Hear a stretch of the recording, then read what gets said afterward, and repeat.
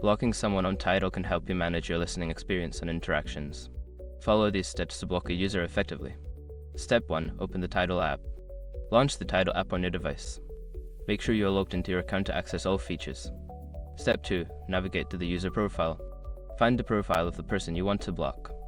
You can do this by searching for their username or selecting them from your friends or followers list. Step 3. Access profile options. Once you are on the user's profile page, look for options or settings related to that user. This is typically represented by 3 dots or a gear icon. Step 4. Select the block option. In the options menu, find and select the block option. This will prevent the user from interacting with you or seeing your activity on Tidal. Step 5. Confirm the action. A confirmation prompt may appear asking if you are sure you want to block this user.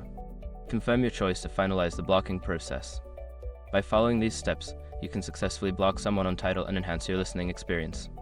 If you need to unblock them later, you can follow a similar process in their profile settings.